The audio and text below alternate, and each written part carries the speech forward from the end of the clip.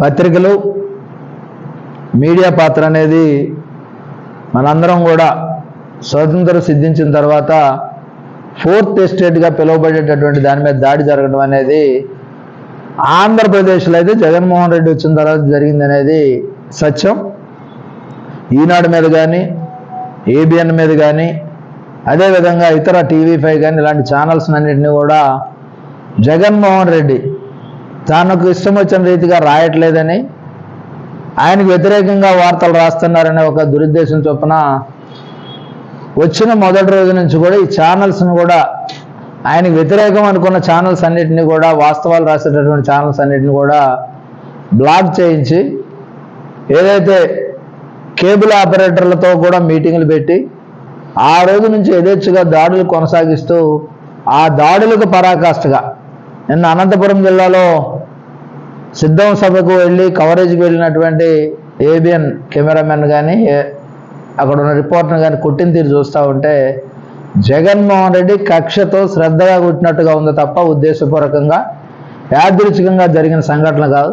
అంతేకాకుండా పబ్లిక్లో ఏదో కొట్టారు, ఏదో జరిగింది, ఏదో అనుకుంటే ఈనాడు ఆఫీస్ మీద నేరుగా దాడి చేయటం అంటే రేపు రాబోయే రోజుల్లో మీడియాని భయభ్రాంతులకు గురి చేస్తే వాస్తవాలు రాయకుండా ఉంటారు.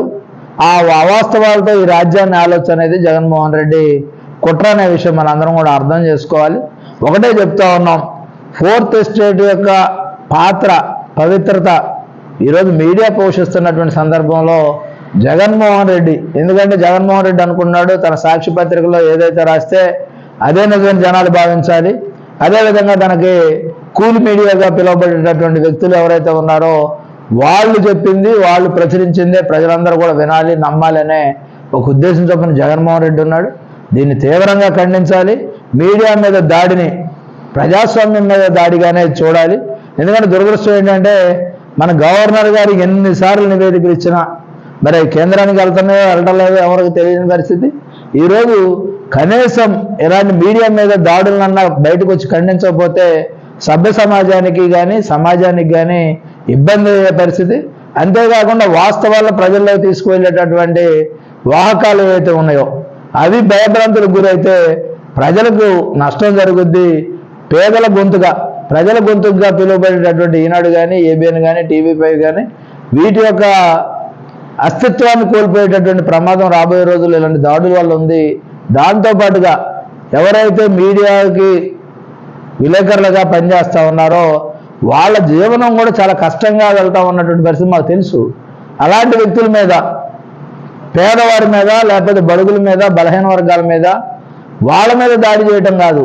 వాళ్ళు చేయాల్సిన దాడి ఎక్కడ చేయాలంటే పూర్తిగా ఏదైతే బ్యాలెట్ బాక్సులు ఉంటే బ్యాలెట్ బాక్సుల్లోనే వాళ్ళే గుద్దేసుకోవచ్చు. బలప్రయోగం చేసేసి బలవంతుడితో రాజ్యాన్ని గుద్దేసుకోవచ్చు. ఎందుకంటే నేను చండీగఢ్లో సుప్రీంకోర్టు ఇచ్చినటువంటి తీర్పు చూస్తూ ఉన్నాం. అక్కడ ఎలక్షన్ ఆఫీసర్స్, రిటర్నింగ్ ఆఫీసర్స్ స్వయంగా వాళ్ళే 8 ఓట్లు చల్లవని చెప్పేసి కౌన్సిలర్లే చెప్పేటటువంటి పరిస్థితి ఉంటే ఈ ప్రజాస్వామ్యం ఎవరు కాపాడాలి?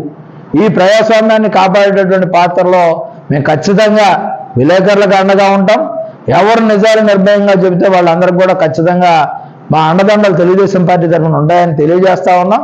దాంతోపాటుగా జగన్మోహన్ రెడ్డి కూడా ఈ విధానం, ఈ వైఖరి సరైనది కాదు. దీన్ని ఏ విధంగా మలుచుకోవాలి? ఎవరైనా తప్పు చేయొచ్చు, ఉద్యోగాలకు గురవ్వచ్చు, లేదా వాళ్ళకు ఇష్టం లేని రాశారని వాళ్ళ మీద కక్ష పెట్టుకొని దాడులు చేయడం అనేది ఈ సంస్కృతి సరైనది కాదని సందర్భంగా వైకాపా వాళ్ళు చెబుతూ ఈ దాడిని తీవ్రంగా ఖండిస్తా ఉన్నాం.